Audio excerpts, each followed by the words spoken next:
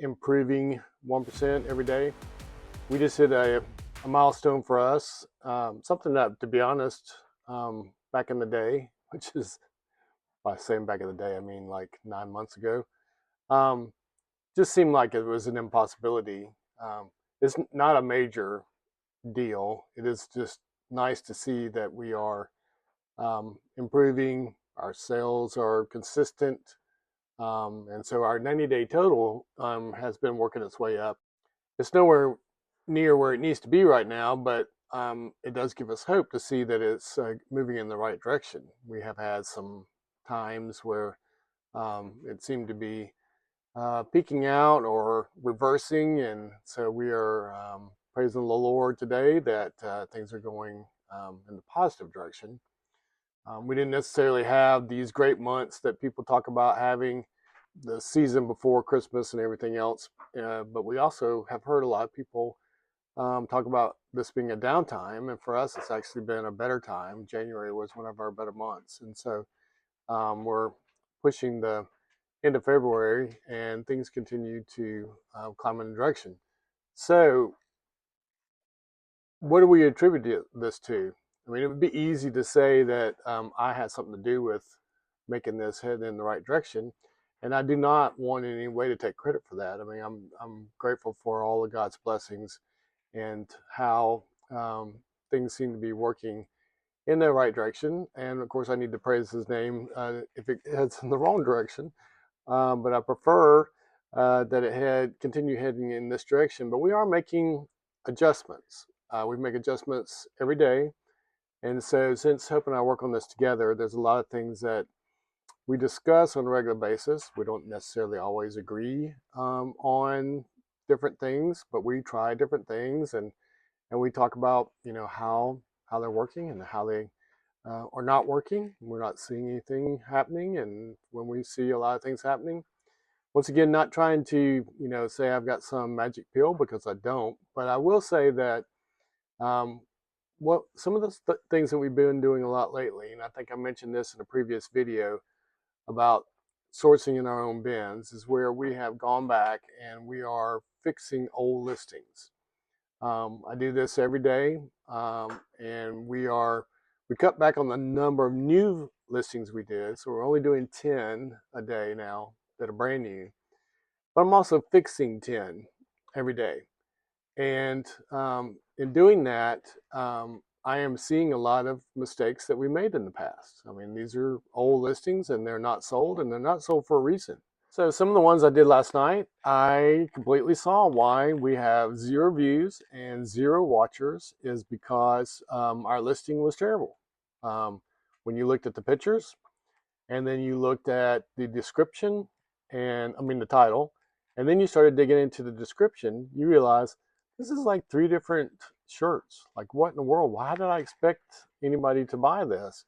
And I do think some of that goes back to learning how to enlisting and sell similar, or just sorry, let me back up and say sell similar. So if you are new and you are trying to figure out how to do listings, a recommendation that a lot of people give you is that what you'll do is you'll go and search for an item that's similar to yours on eBay, and you'll scroll down, which is kind of hidden when you're looking for those. You scroll down and find that one that says, I got one just like this, and I'd like to sell similar. And then what it does is it opens up a draft, and it has a lot of the stuff that the other person put in their listing. Now, here's some of the dangers of that. What if their listing was terrible? Or you're sitting here copying what they did. And if you're not paying attention and you don't have the exact same item, then while you're working your way through, you will skip over some things. You won't change some details.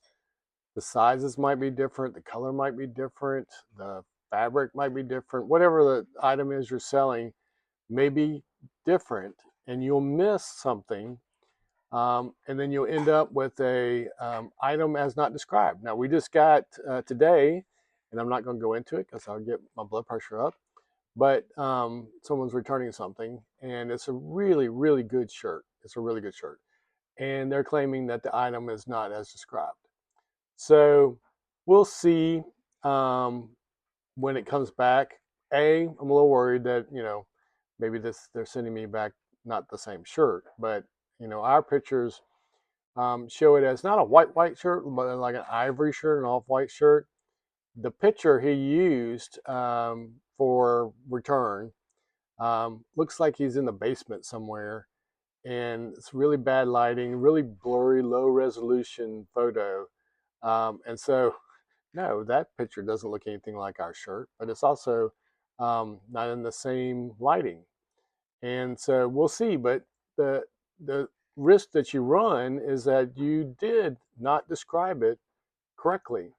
And in that scenario, not only do you have to refund them the money, you also have to refund the shipping that they pay to ship it back to you, which, for a shirt, not the end of the world. And I promised myself I was going to let this go, but um, it still, it stings. And so, you want to make sure that you don't start off and do hundreds of listings and they're bad listings. Either they won't sell, or B, they will sell, and then you'll pay to ship it there and ship it back. And then you'll correct your listing after that. So there's a lot of things. You can get overwhelmed with all the things that you can do on a daily basis. You have to just take it one baby step at a time and say, this is what I'm going to fix. I'm going to fix this. I think can't remember exactly. I know we're over 2,000 active listings now, which is another milestone for us. It's a big deal, which means, we've got over 2,000 items that somebody out there somewhere is looking for at least 5 or 6 of those a day, which is great. But also means that I have probably 1,000 bad listings. And I can only fix so many every day. And I just got a cha-ching here a minute ago with a pair of pants that probably were, $25, $30 pair of pants, and it just sold for $15. Part of that is because of my um, sales that I run, and the longer they're on the site, the higher the sale is. But I just hadn't gotten to fixing that yet. I am grateful for the sale. Okay, it was a sale. We will make some money off of it, not nearly as much as I wanted to make, but I'm also 1% better in letting that go. It used to would bug me to death to think, how in the world did we sell those pants for $15? Not that we get $15, by the way. But now I am seeing that as that was a sale. That goes into the kitty, so it allows me to go back out on Monday and source again. If I didn't have any sales this week, I wouldn't be going out and doing any sourcing.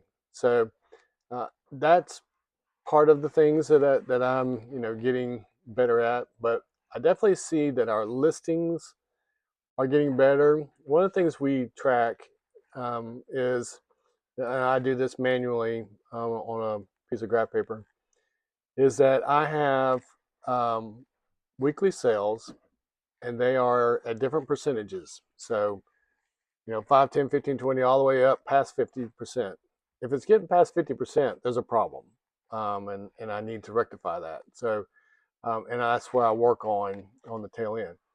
But what I do is I track and see how many items do we have in each one of those categories, percentages.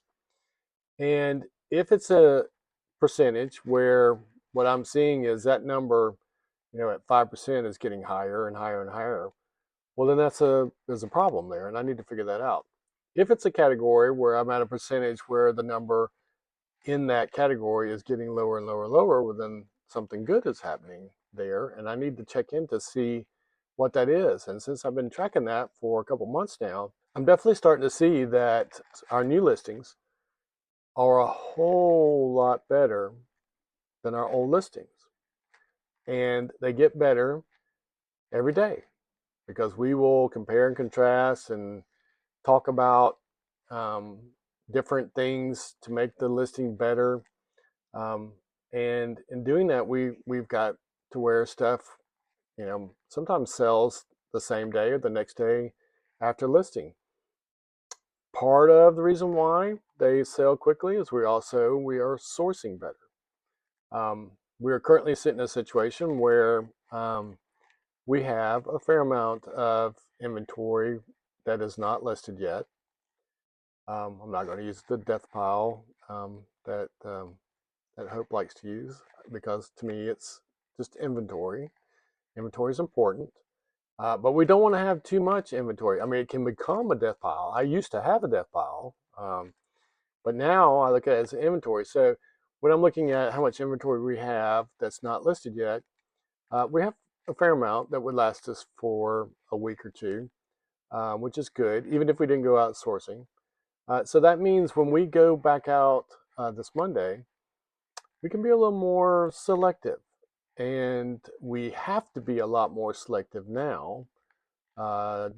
Different video for a different time is when you're talking about the new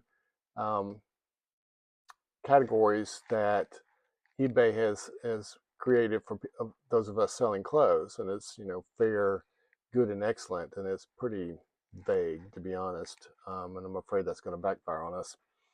But we can't just pick up anything anymore. We need to really make sure. We need to double check it, triple check it. I just got, was it maybe a week or two ago, I just got burned because I was in such a hurry. I found 3 really nice shirts, and when I saw the first one, I checked it over, and I was like, oh, there's another one. Oh, there's another one. And I threw them in the cart, got home, and the 2 other ones were trash, and I can't do anything with them other than salvage the buttons. So that's a discussion for another video.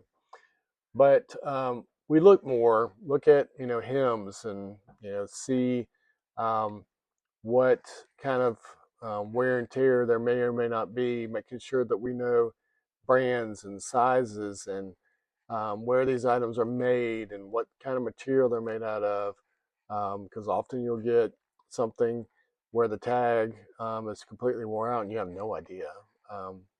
Sometimes you don't even know what size it is, and that has to do with some of the newer ways people do tags that are not like the old type that last forever kind of deal. But so we're sourcing better, and that is each time that we source better, that means our sales are better.